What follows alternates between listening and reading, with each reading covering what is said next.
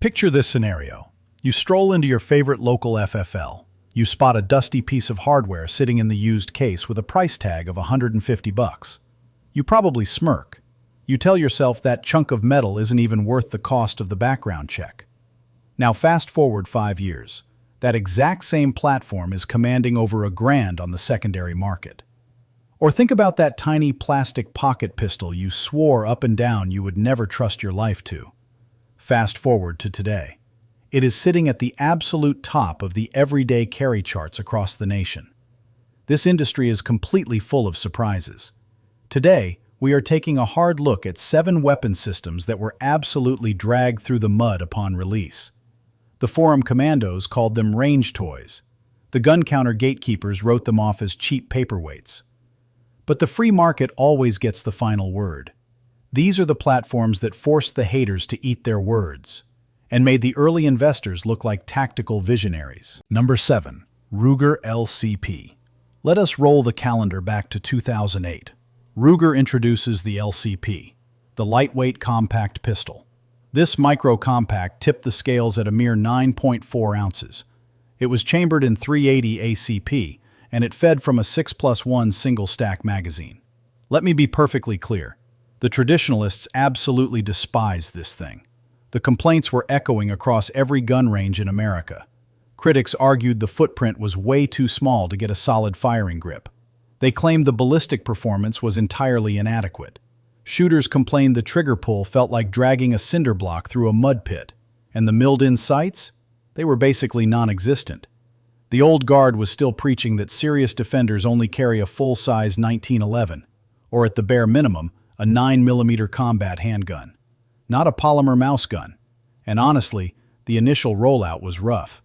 Ruger had to issue a recall regarding drop safety concerns. That double-action-only trigger broke at a grueling 8 pounds. For $350, the purists were not impressed. But Ruger refused to throw in the towel. They engineered a fix for the drop safety. They milled actual usable sights into the slide. And eventually, they brought us the LCP2, featuring a vastly improved trigger brake. While the internet critics were complaining, everyday citizens were quietly buying them up. People quickly figured out that this platform was incredibly easy to integrate into daily life. Look at the physical footprint. 5.16 inches in overall length, 3.6 inches in height, and an ultra-slim 0.82 inches in width. That glass-filled nylon frame and hardened steel slide absolutely disappeared inside a front pocket. And that heavy double-action trigger pull? It serves as an incredibly effective, intentional safety buffer when carrying deep in a pocket holster. The major turning point hit in 2012. Texas Governor Rick Perry made national news. He successfully deployed his LCP to stop a coyote from attacking his dog during a morning jog. Ruger capitalized on the moment with a special Coyote edition. Virtually overnight, the platform stopped being a joke. By 2018, Ruger was marking 10 years of absolute market dominance. Today, there are well over 3 million units in civilian hands. The LCP lineage completely owns the micro .380 ACP space. The keyboard warriors forgot the golden rule of civilian defensive encounters. The vast majority of lethal force engagements happen within a 3-yard envelope. When the flag flies, nobody is taking their time aligning target sights. The only thing that matters is that you actually have a weapon on your person. The LCP gave millions of Americans an excuse-free way to stay armed. Number 6. Heritage Rough Rider. Let us dial it back to the 1990s. Heritage Manufacturing introduces the Rough Rider, a traditional single-action revolver dropping with an MSRP of just $99. The catch? It was constructed around a zinc alloy frame. The elitists in the gun community treated this wheelgun like absolute radioactive waste. They lumped it right in with the infamous Saturday night specials. Store clerks would actively steer beginners away from the display case. They would tell folks to save their pennies for a proper steel revolver. The Rough Rider was universally dismissed as disposable junk. But those critics entirely missed the actual objective of this firearm. Heritage utilized efficient modern manufacturing to produce a highly functional rimfire platform. It was safe, it was reliable, and it was shockingly precise, all at a price point that decimated the competition. Sure, that zinc alloy frame lacked the polish of blued steel, but for the chamber pressures of .22 long rifle, It was structurally overbuilt. That 6.5-inch barrel delivered excellent practical accuracy, and the simple fixed iron sights were remarkably true right out of the box. The engineering was surprisingly thoughtful. Single-action lockwork means very few internal parts are prone to breakage. They incorporated a modern transfer bar safety mechanism, meaning you could safely carry all 6 chambers loaded, something you could never do with an original Colt Peacemaker. And the absolute best feature was the dual-cylinder package.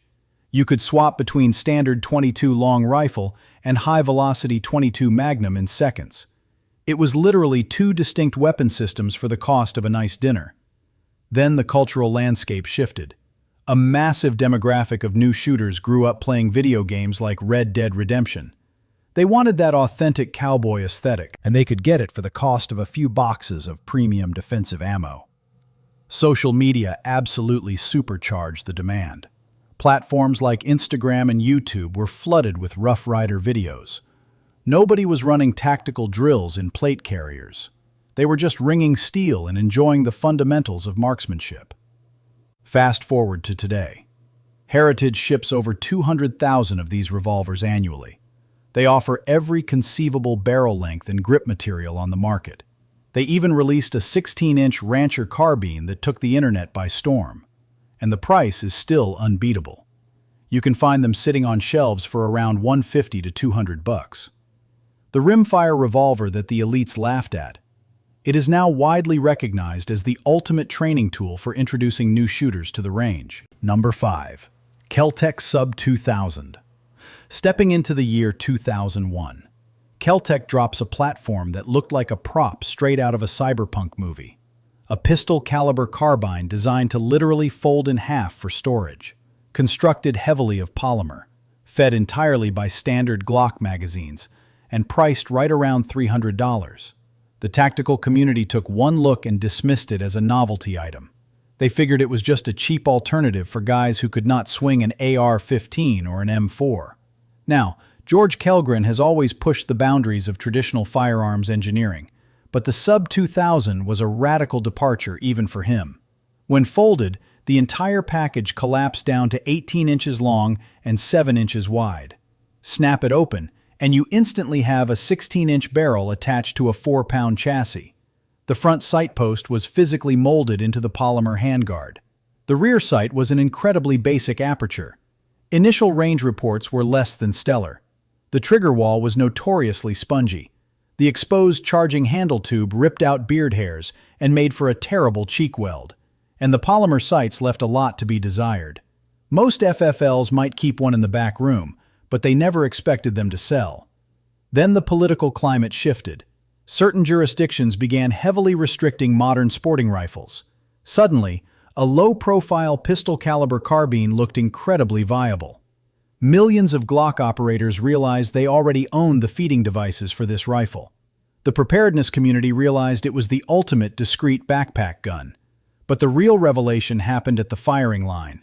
Pushing 9mm parabellum through a 16-inch tube completely changes the ballistic math. It turns a pistol round into a highly capable 100-yard defensive tool. The heavy, straight blowback bolt cycled with absolute reliability. Felt recoil was basically non-existent. And that strange rear peep sight? It actually provided rapid target acquisition in low-light environments. By 2010, demand was completely outstripping supply. Kel-Tec manufacturing lines were running red hot. Used inventory was frequently commanding double the factory MSRP. In 2015, they dropped the Gen 2 variant. They upgraded the trigger, added an adjustable stock, and integrated standard rails for weapon lights and optics. Today, the Sub2000 remains one of the premier vehicle defense guns in existence. You are looking at about $500 to get into one. What began as a strange conceptual prototype is now the gold standard for shooters demanding total magazine cross-compatibility. Number 4. Taurus. Judge. If you want to talk about rustling the feathers of firearms purists, look no further than the Taurus Judge. Hitting the market in 2006, this was a 5-shot revolver built to cycle both heavy .45 Colt and 410-bore shotgun shells. The traditional defensive instructors completely lost their minds. They branded it the ultimate marketing gimmick. They argued it failed as a shotgun and fell short as a defensive handgun. And if you look strictly at the ballistic data, their arguments held water. The gun weighed a chunky 29 ounces. It sported a stubby 3-inch barrel, and the cylinder was incredibly massive, making inside the waistband carry an absolute chore. The internal rifling required to stabilize the .45 Colt projectile completely destroyed the shotgun patterns, creating a massive donut hole in your shot spread past 5 yards. Furthermore, firing a .410 shell out of a 3-inch tube bleeds off massive amounts of terminal velocity. Taurus pushed it hard as the premier home defense solution, and the ballistics experts tore that marketing to shreds. They told consumers to buy a proper 12-gauge pump or a dedicated defensive pistol. But then the actual consumer base got involved, not the forum moderators, not the grandmasters, just everyday Americans looking to protect their families. They gravitated toward the absolute mechanical simplicity of a heavy revolver. No slide to manipulate under stress, no complex malfunction clearance drills, just aim, press, and fire. The concept of load staggering was a massive psychological selling point. Citizens loved the idea of loading defensive birdshot for the first pull, heavy buckshot for the second, and solid .45 Colt for the remaining cylinders. Was it the most optimal tactical setup? Probably not, but it provided a massive sense of security to the end user. Sales numbers absolutely skyrocketed. By 2010, the Judge was dominating the revolver sales charts nationwide. Taurus capitalized on the momentum. They released extended barrel variants. They introduced lightweight polymer frames. They even unleashed the Raging Judge, capable of handling the bone-crushing .454 Casull cartridge. The compact public defender variant became an iconic center console gun. The Judge was so successful, it forced competitors to adapt. Smith & Wesson had to engineer the Governor just to compete. Bond Arms ramped up production of their heavy-duty Derringers. Even today, the classic Judge moves serious volume at roughly $500. It stands as absolute proof of one thing.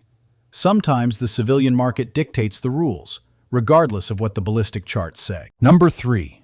Canik TP9. Let us transition to a striker-fired pistol that faced massive prejudice from day one. In 2014, Century Arms began importing the Canik TP9, a polymer-framed, striker-fired handgun manufactured overseas in Turkey.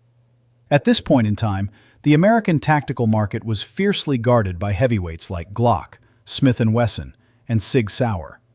The TP9 hit the distribution network with a ridiculously low price point of $300. Most high-end FFLs refused to even stock it in the primary display case. The community reaction was incredibly hostile. People immediately dismissed it as low-grade Turkish junk. They told buyers to save up for a proven duty weapon. There was a massive underlying assumption that the metallurgy was soft and the quality control was non-existent. The incredible irony of the situation? The TP9 was heavily inspired by the Walther P99, which is arguably one of the most mechanically brilliant striker systems ever engineered. But nobody cared about the mechanical DNA. That is, until they actually read the spec sheet. A cold, hammer-forged, match-grade barrel. A phenomenal factory trigger pulling consistently at 4.5 pounds. Upgraded Warren tactical sights right out of the box. And it shipped with a custom holster, 2 high-capacity magazines, and a cleaning kit. All for less cash than a beat-up police trade-in. That trigger assembly was the ultimate Trojan horse. It absolutely obliterated the pull characteristics of handguns costing twice as much. The early adopters who took a risk on that first import batch were blown away. These budget pistols were absolute laser beams on target. They ran flawlessly through heavy carbon buildup. They ran perfectly without lubrication. They just refused to quit.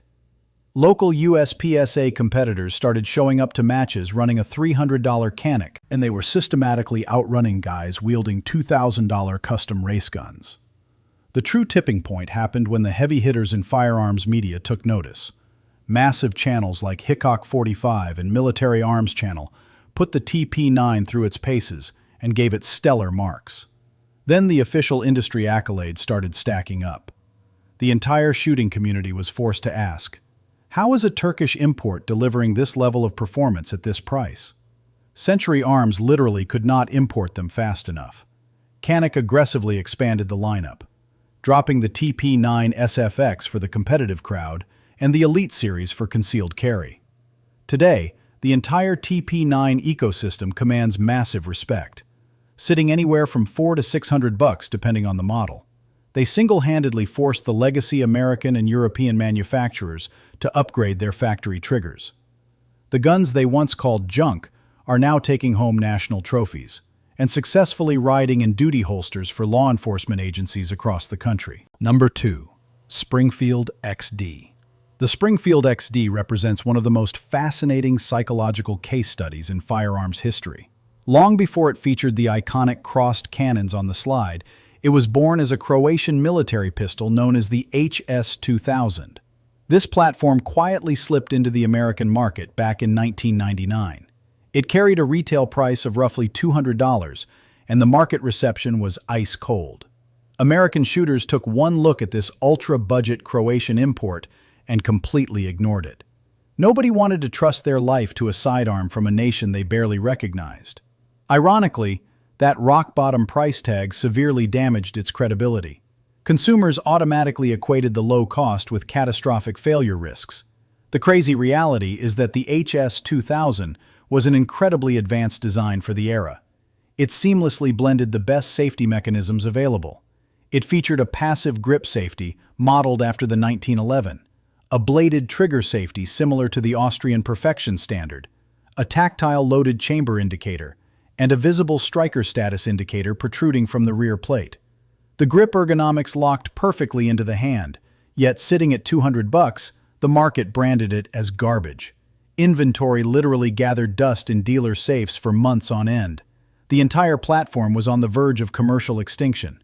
Then, Springfield Armory executed an absolute masterclass in industry marketing. In 2002, they secured the exclusive licensing rights. They stamped it as the XD, standing for Extreme Duty, and they deliberately doubled the retail price to $400. The psychological effect was instant. The exact same piece of hardware that nobody wanted for $200 was suddenly flying off the shelves. Springfield lent their legendary reputation to the platform, but the weapon itself absolutely delivered on the hype. A fully forged steel slide, a precision hammer-forged barrel, a robust dual captive recoil spring assembly. This chassis was independently tested to survive a service life exceeding 50,000 rounds. The grip angle was a godsend for shooters who despised the steep rake of a Glock. The trigger reset was light years ahead of early 2000-era striker guns, and that 1911-style grip safety provided massive confidence for guys carrying appendix. By 2003, the XD claimed the title of Handgun of the Year. By 2006, the 45 ACP variant took home the exact same award. Major police departments began authorizing them for patrol use. Even the heavily regulated Chicago Police Department added it to their duty roster. Today, the XD lineage has spawned the XDM, the single-stack XDS, and the hammer-fired XDE. Retail prices hover firmly between $400 to $650. Millions of units have successfully defended American homes. The forgotten Croatian import of 1999 is now a foundational pillar of the modern defensive handgun market. Sometimes a phenomenal piece of engineering just needs the right American branding to find its audience. Number 1. SIG Sauer P365. Securing the absolute top spot on our list is a weapon system that survived a catastrophic launch, yet still managed to completely conquer the concealed carry market. Let us go back to SHOT Show 2018. SIG Sauer officially unveils the P365. The engineering claims sounded physically impossible. A true micro-compact pistol, boasting the exact dimensions of a traditional single-stack, but somehow cramming 10+1 rounds of 9mm into the grip. The industry hype was at a fever pitch. Then the first production run actually hit the dealer shelves, and the honeymoon phase ended violently. The initial rollout was plagued with mechanical nightmares. Shooters were experiencing severe striker drag across their spent primers. Firing pins were snapping during dry fire. Trigger return springs were going completely dead. guns were repeatedly failing to return to full battery. The tactical forums absolutely melted down with malfunction reports. Major content creators were capturing catastrophic failures live on video. It appeared that SIG's highly anticipated game-changer was nothing more than an unreliable liability, which was a massive disappointment, because the blueprint was undeniably revolutionary. A perfectly slim 1-inch width, just 5.8 inches in overall length, weighing a highly carryable 17.8 ounces unloaded, packing 10 rounds with a flush-fit baseplate, or 12 rounds with the factory extended magazine. That patented, aggressively tapered magazine design was an absolute masterstroke of engineering. It provided the capacity of a duty gun while concealing like a backup gun. Most manufacturers would have scrapped the project and rebranded under the weight of that negative PR. But SIG Sauer doubled down. Their engineers completely overhauled the striker assembly. They locked down the manufacturing tolerances. They addressed every single point of failure and quietly rolled out the Gen 2 revisions later that very same year. The uphill battle was repairing the shattered public trust. But then the range reports started trickling in from the updated models. Shooters quickly realized this tiny frame shot like a massive duty pistol. The flat-face trigger options were phenomenally crisp. Premium X-ray day-night sights came standard from the factory. And it truly delivered 11 rounds of firepower in a footprint smaller than the legendary 7-round shield. Word of mouth ignited across the EDC community. The P365 wasn't just functional again, it was making everything else obsolete. By 2019, it officially claimed the crown as the highest-selling handgun in the United States, a title it has aggressively defended ever since. SIG capitalized by building a massive modular ecosystem. They brought us the optics-ready XL, the snag-free SAS, and the incredible X Macro, stuffing 17 rounds into an easily concealable frame. Off-duty law enforcement adopted them universally. The civilian sector purchased over 3 million units. Today, the base model commands around $599. And it forced every single major firearms manufacturer back to the drawing board. The Hellcat, the Shield Plus, the GX4, every high-capacity micro-compact on the market today exists purely as a reaction to the P365. It didn't just bounce back from a terrible launch. It completely rewrote the rules of civilian concealed carry. From surplus zinc revolvers to revolutionary polymer micro-compacts, these 7 weapon systems prove one undeniable fact. The initial public reaction is not always an accurate gauge of a firearm's true capability. Sometimes bad marketing, intense brand prejudice, or a rocky production run can overshadow a fundamentally brilliant design. But once American shooters start putting lead down range and evaluating the actual practical value of a tool, even the most heavily criticized platform can evolve into an absolute legend. Keep that in mind the next time the internet completely writes off a new release. Today's laughingstock might just be the weapon you trust your life to tomorrow. If you found value in this breakdown, do me a favor, smash that like button to feed the algorithm. Hit subscribe so you never miss a tactical deep dive, and drop a comment down below. Let me know which platform you think the industry judged too harshly. Stay safe, train hard, and I will see you on the range.